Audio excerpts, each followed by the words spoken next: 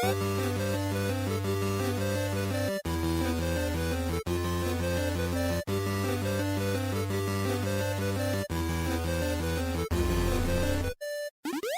Stevivor's Friendly Fire Show, episode 217 for the end of October 2022. Happy Halloween if you celebrate. I guess we can get into that in a second. Anyway, I'm Steve Wright, one of your co-hosts. Joining me, Spooky Ben Salter. Is that your scary Halloween name? I guess. I didn't know we're doing like a Halloween special Simpsons episode. I didn't come up with a great pun. Barkin Ben Salter? No, that's Banjo. Ben Spooky Salter. Well, anyway, what would you be? Slytherin Steve Wright. I don't know.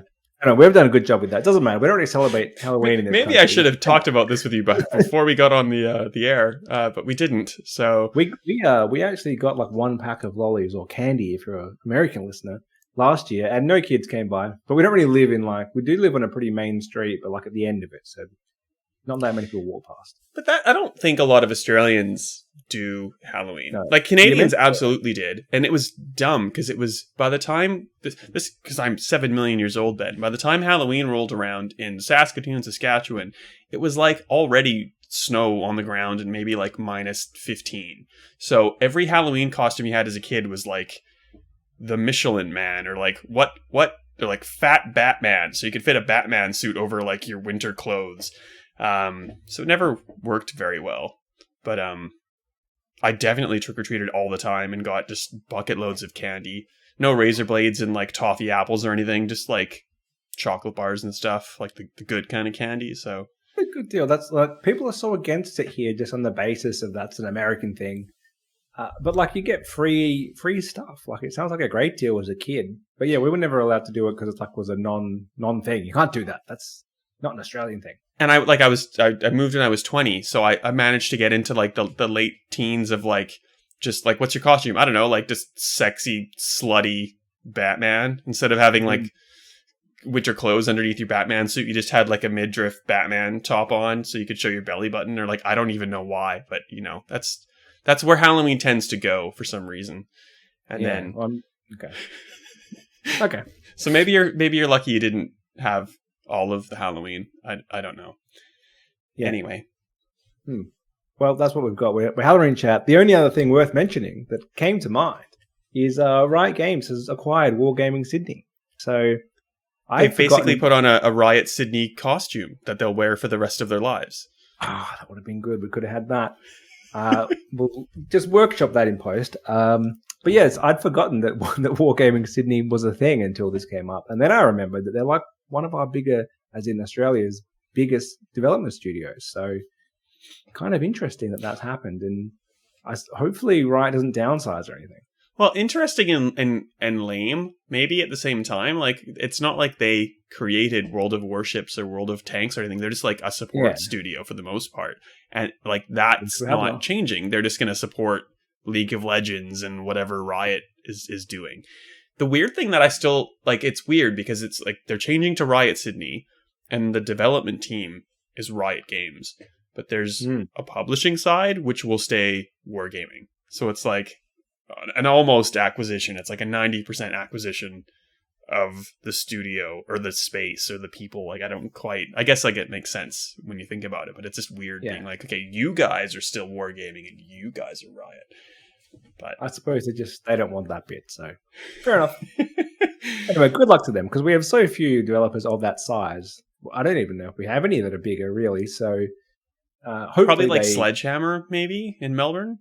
Oh yeah, but I always forget they're there as well. And like, anyway, that's kind of the thing about the Australian studios. Like we're so indie, and we want to be so indie focused. Even like the big studios, they're kind of like the support ones who don't take a lot of credit, and I'm sure they do amazing work, but like they don't get a lot of the limelight for it, I guess. Oh well, anyhow, we have we've actually been playing a game this week, so that's exciting. A game we played together, a new release game that's come out. You played a bunch more than I have, but I've also played a fair bit, enough. And that game is Gotham Knights. So one you were quite excited for, I believe. Well, to the extent that it was a Batman game, Yes. Yeah. A Well, and Batman game, but not. As they like to call it, a Batman family game. Which one? It's Bat Family, not Batman Family. yeah, But they still two. put him like the game opens with Batman just to be like, hey, this is did you guys like Gotham Arkham whatever? It's kind of like this is a Batman family game, but you're playing as these four characters. But here's Like, a 30-minute cutscene with Batman just to get you in the mood / bore you to tears eventually, because it's a long cutscene where you just watch nothing. I mean, they're basically setting up why this is a Batman game. You're not playing as Batman. You're playing as four other characters who you may or may not know from the Batman universe. Some people won't know them because they've only seen like the Nolan movie. And to be fair, the cutscene really doesn't help in that regard then, because it just focuses on Batman and then goes, oh, by the way, you're these four guys now. And you can like spin the camera around as they talk. But like if you don't know who they are, it doesn't really... Seeing their name and their like secret identity doesn't really help establish that. Yeah. So you're in the Batman universe, but you're not Batman. That's the gist of Gotham Knights, if you weren't aware. It sounds similar to Arkham Knights, but it's not made by Rocksteady. It is made by WB Montreal, who did Batman Arkham Origins, which was the Deathstroke one, trying to shorthand a little bit. Oh, yeah.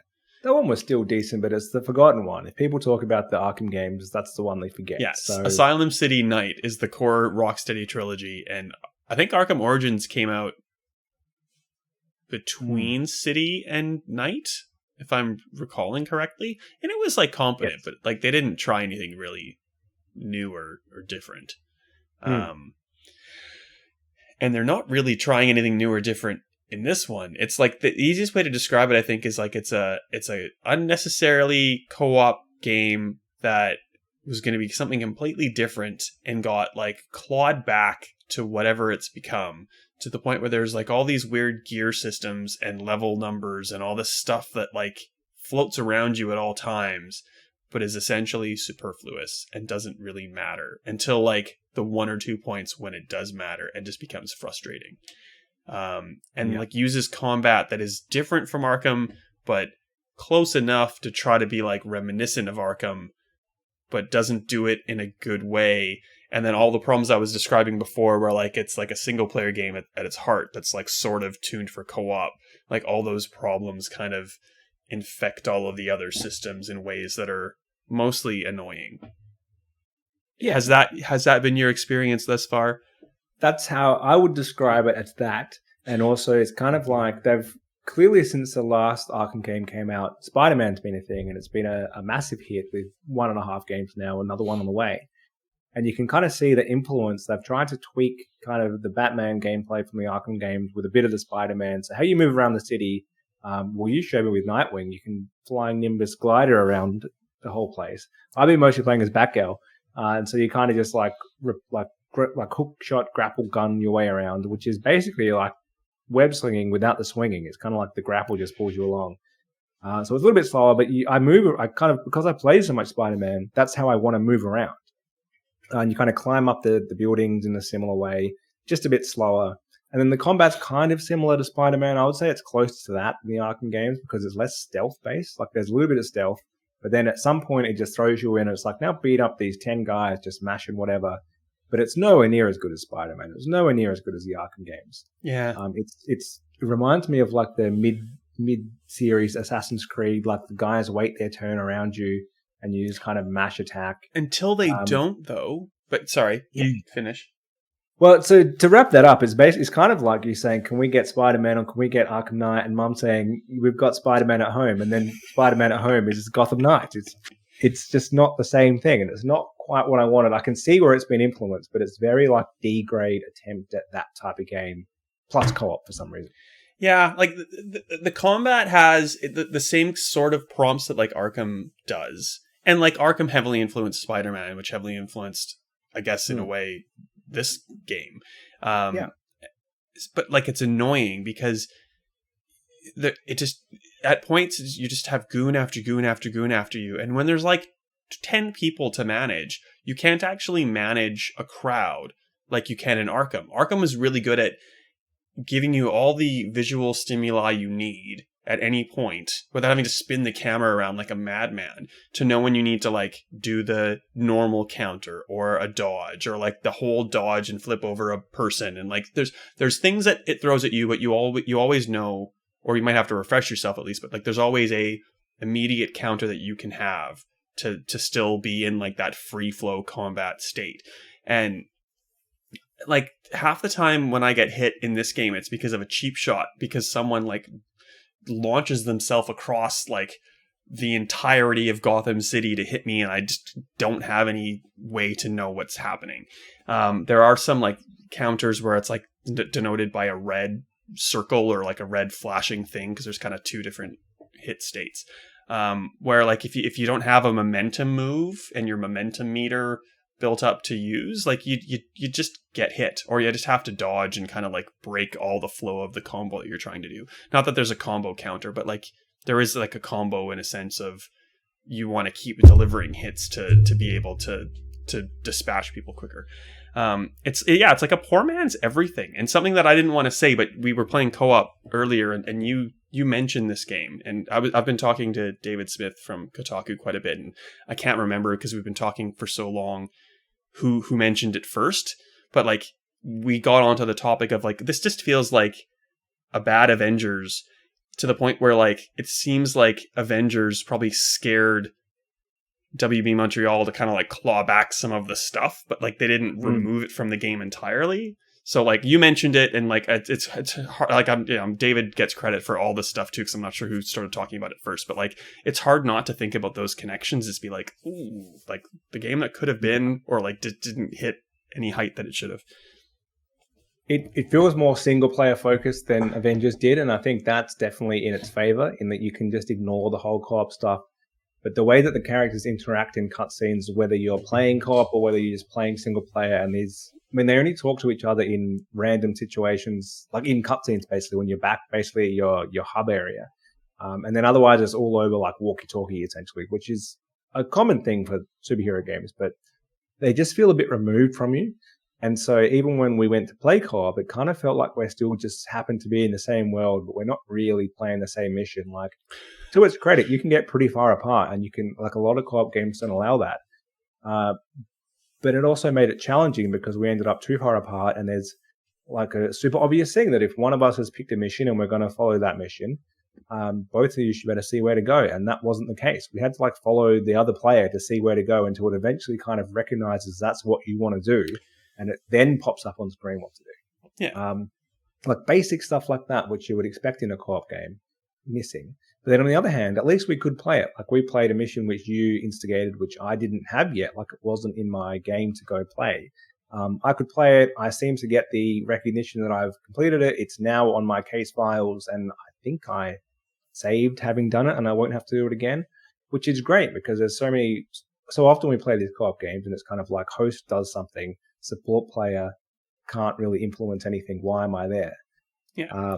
But I think conversely, like it's still all the normal traps are there. So like, I think because I was further ahead than you, I could like see that mission was available to launch. But I feel like if I was behind you and you launched that mission, I would get all like the crafting materials and experience having played with you.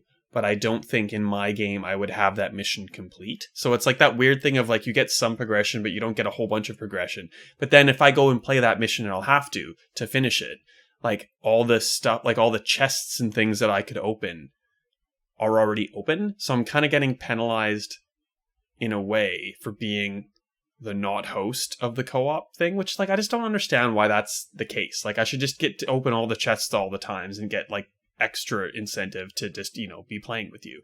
Because when it comes to the co-op thing, like there's crafting of suits and of weapons and stuff, but like it's just, it throws so many of those things at you. Like there's no point in crafting or like chasing loot, because like you just put on the highest thing you have and you go, okay, that's good enough. And like none of that matters. It's all superfluous. So like also, why are you chasing it in the first place? Yeah, it's hard to like having played it. I mean, we had fun enough. Like it was easier to play through because enemies seem to scale. So you're a much higher level than me. Enemies seem to come down to like maybe 2 or 3 levels, or maybe even only 1 level above my character. and that's who you were fighting as well. So I think your stats were decreased a little bit to make you somewhat level with them, which is okay. Like that's the only way you can do that. But yeah, it kind of comes down to why play like this. Like the mission structure feels like it's made for one person, and they've kind of made it co-op because one, they figured out how to do it, and two, because they've got these 4 characters, none of which are Batman. None of them's really the main character. Like I suppose people will pick their favorite one, and you can play the whole game as them, or you can swap and chop and kind of move between them. And it kind of seems like they thought, hey, we've got 4 characters, let's make this co-op. And you can kind of choose who you want to play as. But like, hey, we have 4 characters, let's make this a 2-player co-op game. Yeah, and that's also it. Why is it only a 2-player? Because 4 players would make it too easy. Like it was much easier playing with a second person because as far as I could tell, the number of enemies doesn't seem to have changed. There's still too many. But there's too many alone, and it takes you forever to get through some zones because it's the main mechanic of this game is sneak in somewhere. Eventually, you'll be seen, and you need to bash up all these goons. And now there's another wave of goons. And now, hang on a second, there's another wave of goons. With like, the 2 mini bosses that take a little bit longer to kill. Yeah. There's a tank goon. There's one with a big shield, and there's like some big lady. Like there's a big one. That means they're going to be harder to kill. And we've seen that many times before. It gets tiresome, and normally it's kind of the game around that is what lifts it up. So like Spider-Man and the Arkham series can be criticized for how they do kind of throw too many enemies at you, but it's what happens around that still makes them a good game. And when you are in combat, those games feel much tighter than this game does. Well, and even like even with Arkham, like yes, you're playing as Batman, and like especially like I still think Arkham Asylum is the best of the 3, just because it was such a focused narrative experience where like it was just so expertly scripted from start to finish. And yeah, the Joker fight at the end was kind of garbage, but like everything was just such a great narrative. Like the arc was amazing. Like that's not happening here because they've scripted everything to be from the perspective of one of these 4 people. So like I'm playing as Nightwing for the most part. I have no idea what Batgirl or Robin or Red Hood are doing 90% of the time. And you can switch back and forth, and it's kind of like the game just goes, okay, you have been Robin this entire time if you're playing as Robin. And it's like, oh, good job doing A, B, and C. And it's like, well, I did that as Nightwing. Like, it's not even acknowledging that kind of thing. It's just, it's not a co-op game. It's not a multiplayer game. It's like this weird single-player game that's like kind of broad and generic to be able to like tick all of the boxes that it needs to, depending on what you're doing that second. And it just like it kind of it's just hollow. And like I think it's pretty well known that the Court of Owls factors into this in some way, and it's one of Batman's like coolest, newest villains and like organizations, and it's watered down and kind of garbage. And if they would have stuck more to the comic storyline that it came from, like revolving around Nightwing primarily, it would be so much better. But you might be playing as Red Hood, so it can't go to that personal, like, complex detail that it could, because, like, you just might not be playing as the right person. And that's a lot of Gotham Knights for me. Like, it aims for like the fences. Is that the baseball analogy? They're aiming for like touchdowns or try, or I'm just throwing sports things now. That's what I know. High goals, and they're coming nowhere near them, and like they're doing nothing well, but they're trying to do 8,000 things, and it's frustrating, I think is the easiest way to put it. Yeah, it's certainly, it's not like it's unplayable at all. Like you can play through this fine. It's just very generic. It's very kind of C-grade direct-to-video style sequel. And it kind of feels like that spin-off that was just made because it could be made. Like, we didn't really need it. It's nowhere near. It's certainly, when it all comes down and there's another Batman, Arkham, whatever game in the future, this game will be forgotten about. It will be written away. Like, that was just a spin-off. That didn't count. And it kind of seems like they went in with that mindset to begin with. And it was, maybe some of it was trying some stuff they wouldn't try in a game that was, you're actually Batman, because it's too risky. They're using characters who are lesser known, who they could try this kind of 4-player, you rotate the protagonist type of thing. But you're right. It doesn't ever acknowledge that. So that would have been its big hook. It would have been Batgirl did that, and now Nightwing did that, and how does that link together? And you and I did that in reverse order as different characters, and how was our experience different?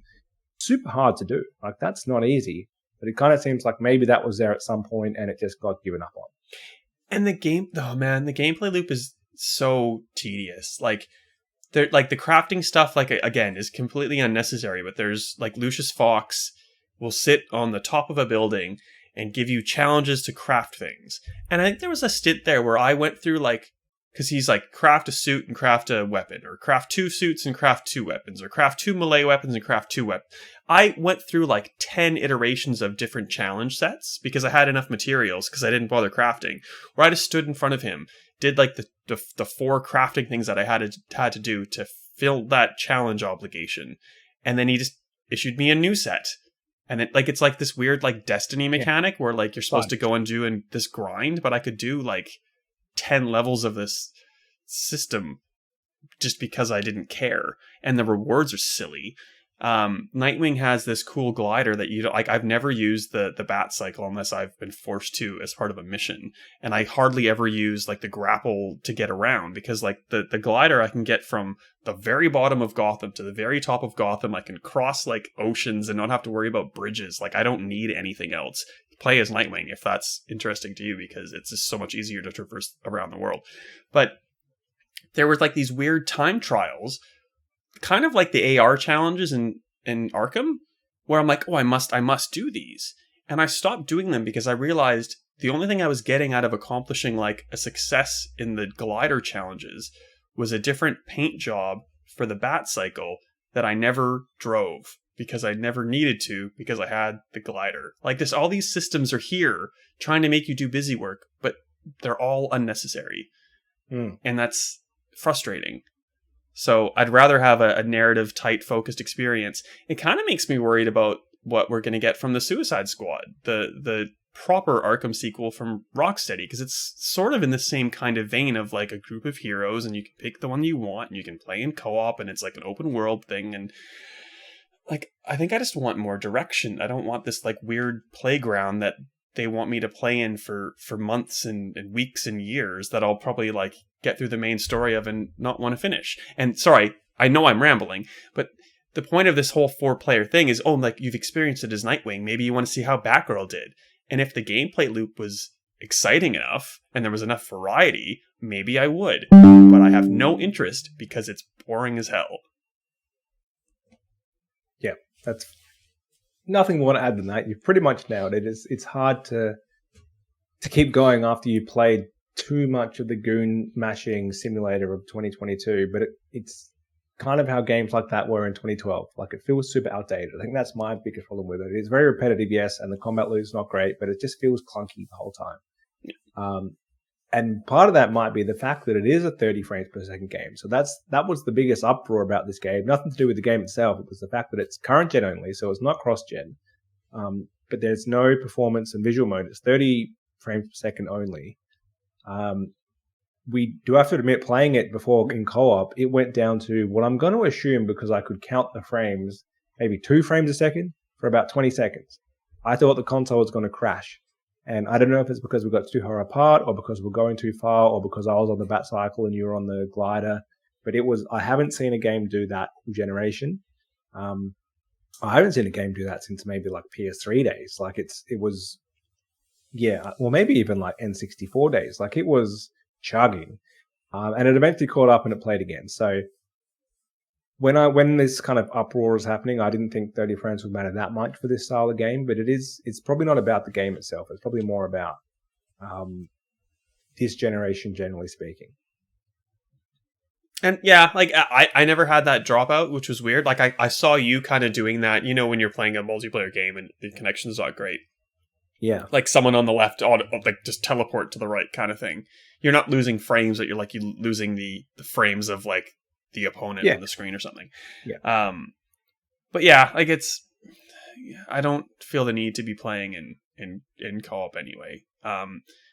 When you're solo, I think it's more stable in 30 frames. And I think it has a visual style that once you kind of get into it, you're pretty much used to what you see.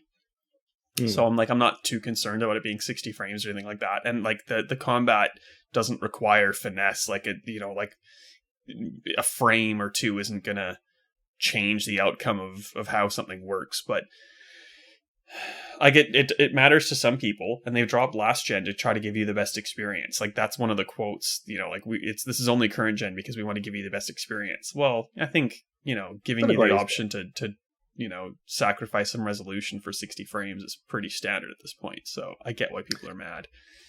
Yeah, well, that probably takes us on to more broadly speaking. Do we expect from current gen games to have an option for visual or performance mode? Because I haven't seen too many who haven't had the option. And so essentially visual is normally 4K and performance is normally 60 frames, sometimes more. So is that a fair expectation that we would think something that's current gen only, there's no cross gen, it would have both options? Like, I guess, I don't know. Like, I don't want to tell a developer how to, present their experience.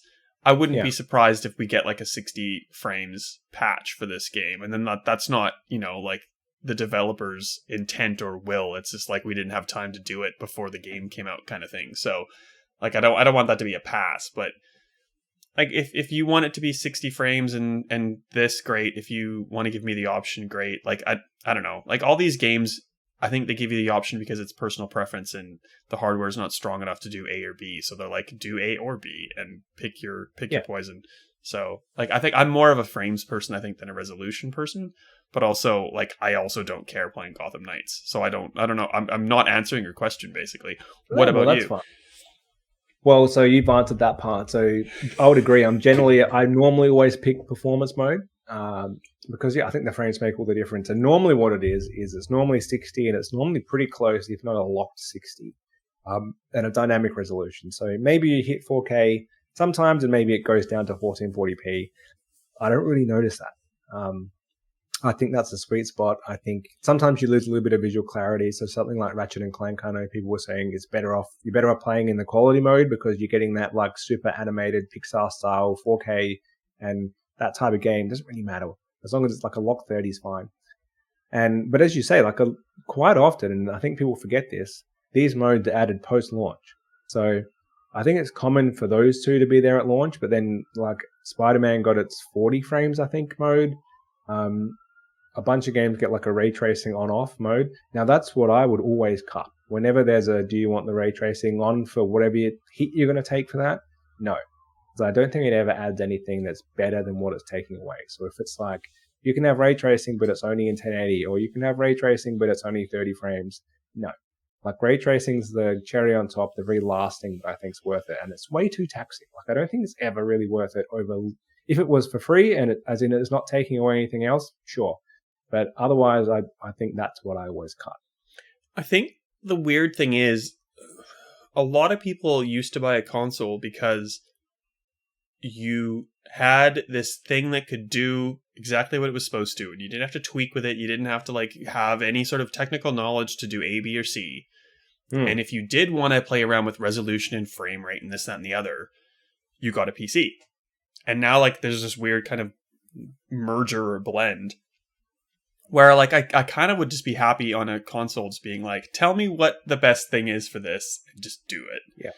And if you want to play around with ray tracing and DLSS and go and buy a 4090 and like cut sick. Get a 4K monitor and see how that works, or get a 1440p and see how many more frames you get on top of that. Like I think there's a place for both styles of people who want to either experiment with that or not. And like, I'm happy if that line wasn't as blurry as it currently is. Like, it's a console. This is what it can do. Give me the best options that I can. And like, that's sort of also taken into account if you connect your Xbox at least to like your monitor, it knows that it can do 4K or not. So like, based on that, do the best combination therein. Well, I think that's why there are so many things or so many competitors to like Digital Foundry starting now. A bunch of places are doing that style video, the comparison of how it all runs and what frames you're getting and what the resolution is and all that stuff. I think if they were ever going to have competition and someone was going to come up on top, it would be someone who was willing to say, play this game like this. Because all of them at the moment, and this is what they're trying to do. So no knock on them at all. They do a great job, but they all come out and say, playing it on the quality modes like this, the performance modes like this, playing it on the Series S is like this, and on the PS5 it's like this, and you can also have the ray tracing mode, and that's the end of that's our conclusion. None of them say, occasionally they do if it's super obvious, but normally it's kind of close. They all need to be like, all right, the best experience of this is playing on this mode, done. And maybe here's why. And I think that's what I'm looking for now. Like, just tell me which one is the best mode. I'm not going to try each one for 3 hours to see which one I think looks better. Just tell me. And I think the answer is always performance mode, but I think occasionally so too. maybe it's not. Yeah, well, let us know if you pick one or the other regularly and why. But yeah, I think, like, I don't know if having a 120 frames mode and everything would benefit me. I don't think my eyes are good enough to see the difference between 60 and 120. We've had this discussion before, but like it certainly can between 30 and 60. So I think 60 is my sweet spot. 120 is the clunky one in that often the game gives you the option for the other modes, but like 120 in, we guess that, so it can jump up and down. But 120 in something like COD, there's no option to turn it on or off in the game. You need to go to your Xbox or your PlayStation settings, activate 120 mode there, and then the game will just automatically do it and will not give you an option. So I leave my console set to 60, and if I really want to, I change it to 120, because I still think a locked 60 is better than a fluctuating 120. But that's just me. And often you lose quite a lot of resolution going down to 120. So you're kind of in that sweet spot for both at 60. That's the thing. I think both consoles could be better. Just like there's obviously a reason that they both do it like that. So like if you could just introduce that, so I could pick like, I want to play everything in 60, but maybe this one game I'll do 120. Just like, let me do it in the game. Well, you know what else lets you choose between 120 and 60 and 30 frames and like 1 frame per second now? Because everything needs that option. What is it? Phones. Lots of phones. Yeah. And we have lots of phones coming across our desks, either through the good graces of corporations or because we've paid other corporations to ship them from the other corporation that sells them. How's that for a segue? You've been very vague, but go on. Well, I've bought a Samsung Galaxy S22 Ultra because my Samsung Z Fold 3 had the battery power of nothing. I was in Italy and I was getting like 2-3 hours use out of my phone, which is not ideal when you're trying to travel and do anything. So I bought a 22 Ultra. I believe you bought a 22 Plus. I only just got that, so I can't give you any facts on it, although I've just set it up. For the same reason. So I've only gone from a S21, which I've only had for 18 months. So this is the quickest I've ever updated a phone. Normally I go more like 2 years. But same reason. Battery life is terrible. So it was time to upgrade, and that's why I went Plus over regular. I don't really care about the extra screen size. I just need that bigger battery. And the 21 regular and the 22 Plus, like, they change the size ever so slightly every year so that the accessories don't fit. I swear that's why. They're almost the same size. Last year's regular and this year's Plus are like very similar in size. I think they must have increased it last year. They've decreased this year. Very close. So I feel like this is a very small upgrade for me, but better battery. Old phones we're talking about here. You also checked out the iPhone 14, I believe. Yes. So Apple sent a 14 Plus. And it's like, it's in terms of I'm not super duper technical, but like the screen on the 22 Ultra and the screen on the 14 Plus are comparable. I think the 14 Plus probably has a little bit of a better screen, and it's that Apple proprietary naming terminology. It's like the X Retina 50 LD liquid cooling. I don't know what it's called, but it is really, really pretty. And like works with, because it's, it's just it's a iPhone sized thing. It's sometimes they're bigger or smaller depending if you have the Plus or not. Like it fits in the backbone, and that works really well with like Game Pass streaming. Something that I do like about I don't use the iPhone ecosystem any longer on a day-to-day basis, but like Apple Arcade is that cool thing of like mobile games that look good but also are not like microtransaction laden messes. So like, you play that Sonic game, you play the Star Trek game that they have, you play Oregon Trail, and you're just like playing a game and you're not worried about, do you want to buy the skin for $2.99 or this and that and the other. So the phone is good. I think iOS 16 is competent, but like I'm using Android now and I'm happy with Android. I don't want to have to relearn how to use iOS, but yeah, they're all phones are too expensive. They do a whole bunch of stuff that I don't think we really need them to do anymore. Oh, now I don't you think sound you like need an old man. 120 hertz refresh on your phone, even if you're playing No. video games all the time on them.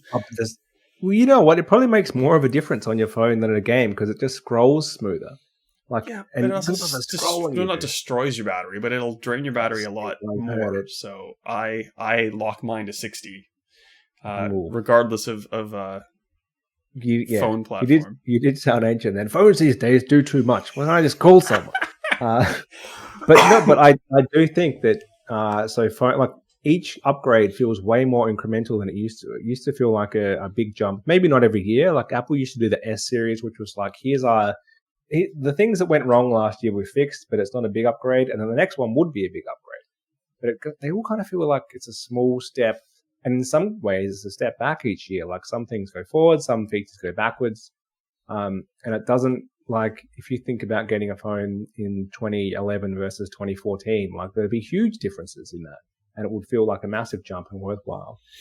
Now it doesn't, like, it feels like a tool that I've bought that I've spent way more money than I ever have on before. Actually not that much, because if you go to Samsung, you can just ask the chat on their website for a voucher and they'll just give you one. And so to do that, just say you want to upgrade your phone, I'll give you another $100 off, and you can do that like bonus trading credit, whatever. You can actually get a decent price. Not sponsored by Samsung. You can also do that for the Pixel and the iPhone, I think. Does your phone have a stylus like embedded in it? No. Oh, well, the Ultra, I really like having a little stylus. Yeah. So you've gone the most powerful one and the biggest one. I thought it looked like, I went into a shop. They're not that different in price at the moment. No. I just thought it looked too big. I have big hands. Yeah, you have heavy. big hands too. I like a big, Yeah. I like a big chunky phone. So I think the Plus is, compared to looking at it next to my current phone or my previous phone, like they only look slightly different, but holding it does feel bigger. And I felt like going bigger again would be too much. And that's why I didn't get the newly announced Google Pixel Pro 7. Yeah. So that's way cheaper. They're trying to undercut everyone. But it just seemed too ginormous. When I was holding it in JB Hi-Fi, I thought it's too much. And it got basically the reviews for that phone. So not a fact-based show. This is the gist I got from Twitter. Amazing camera, best camera ever. But I don't actually take that many photos that I'll keep on my phone. They're normally just like screenshots and things I think are funny. But like the process is a bit garbage. Like that's why they can keep the price down. Like it runs pretty well, but they try to cover that with good AI and good software because it's just pure Android. Like your Samsung phone has the Samsung overlay, which makes it chug a little bit, and some things are forced through Samsung. The whole point of the Pixel is basically Google has a device which they can just test pure Android on. And so they're kind of hoping they can counter that, but then the chip isn't quite as good. So then you weigh all these things up and it's the same as which mode should I play my game on? Which phone should I get? There's no clear answer. It's all like, these are all good and they're all not that good. And maybe you should have just got last year's, but you can't get that anymore. Maybe you should get 2 years' time. It's a strange time getting a phone right now. Like it's never felt more like a tool, which I just need to have because I use it all the time and I do everything on it. I just pay for everything on it now. Like I need a quality phone that's battery is not going to die. Yeah. Really expensive. And at the same time, I'm not excited at all to have just got a new phone for like the first time ever. Because it's kind of like, I just got a new thing, which has cost me a bunch of money that I need to have to pay my bills, basically. Well, and I don't really play games on it. Yeah. I have Samsung Buds 2, I think are the version that I have. And they don't fit in my ears. I have weird ears that are too big for everything. But I like my AirPods. Apple also gave me a pair of AirPod Pro 2s to try out, and they're really, really cool. They have like interchangeable things to fit in your ears properly. So I'm using the medium one. But on iPhone, there's like this little like test, so it like basically checks the seal. You just hit play and it checks the seal in your ears to see if like you need to go up or down a size of like the insert, which is really cool. You can turn on noise canceling just from like the left stick, and it still works on Samsung phones and stuff, anything that's connected via Bluetooth, and like it's a different kind of like pass through sound that's not just kind of like using a mic to like just shove it into your ear so it sounds weird. It's like cool pass through. So I use that when I'm running so I don't get hit by a car by accident if I'm not paying enough attention. And then it has spatial audio, which you can't really use when you're using a Samsung device, but like if you're on iPhone and you play a song, it's kind of like, I guess, VR sound, and it tracks your head. It's weird. Like it's less gimmicky than like VR was on a TV, to be honest. But like I think you have to be in the right mindset for spatial audio to like properly enjoy it. Like if you want to be fully immersed and you know what's happening, it's really neat. But like sometimes you just want to like have something in your ears and not be like tripped out if you move your head and it's like repositioned where the sound is coming from, kind of thing. So they're neat. Worth the cost? I don't know. Like I've gone through too many pairs of AirPods because I drop one and like it's gone somewhere, through the or wash. I crush it or whatever else. Or like I sweated through one. I just like broke it with my ear sweat from running too much during the pandemic, which was kind of gross. So I still find normal standard AirPods the most comfortable. For me, any of the like the bud ones where you have to change the size, they're meant to be like noise cancelling and give you like a seal in your ear. Not comfortable at all. I've got some Razer ones which are okay, but like I can't wear them for long because they just eventually end up uncomfortable. I 100% agree with everything you've just said, except these AirPod Pro 2 like are the exception to that mentality. But also they're like priced accordingly. So would you just be better off getting a pair of AirPods? Really depends. Like as everything does, it depends on you. Like I don't think I'd use them for spatial audio too much. I don't use the noise canceling when I use headphones because I don't want to be like completely cut off from the world. I wouldn't use them on like a plane. Like I just use my Bose ones for noise canceling on a plane. Because like it just has a wire that means I don't have to worry about charging the things with this, that, or the other. So yeah, like it's kind of like you have to weigh your use cases to what you're looking for and what you want, and then I guess compare price tags with what you're looking for. But they're solid. They're cool little devices. As is the phone. But yeah, like I think I'm in an Android mindset now. So you're an Android boy. Well, a lot of people do, and a lot of people will go back as well. So they're both in good places at the moment. Make an Android arcade where I don't have to worry about microtransactions in mobile games, and maybe I'll play more mobile games. There is some like Google Play Store subscription, which I thought, why would anyone ever get this? It's like $10 a month. They tried to sell it to me the other day when I accidentally went in the Google Play Store. Just like, get this thing for $10 a month. No. Like, why would I subscribe? The only good thing about Apple Arcade, not the only good thing about Apple Arcade, but like it's you get a game and like you're not paying any more to play that game, and that is like you think about mobile games, you just think about like cash grabs for the most part. Let's be honest. So I like that they take that out of it. Yeah, well, and so more and more we're just getting like things like Game Pass and that type of thing that you're going to play on your phone because you can have a full game experience. But I still find it's too clunky. It takes too long to get like a Backbone or a Razer Kishi on your phone because you normally need to take the case off for that to sit snug. It's just too much work, Steve. Yeah, well, a lot of the a lot of the Game Pass cloud streaming games I'll play. And it was because of the Fold, because I couldn't actually fit a controller on it in any way. I'll play like the touch control versions. And like for the most part, you can find a game or two that work really well. The Telltale Walking Dead games are really good for the most part until like the one or two segments of like an episode where like you really have to be like moving the cursor around and like physically interacting with too many things at once that it's too hard to do with your like thumbs on a little screen. But for the most part, like generally walking around and hitting A on something works pretty well.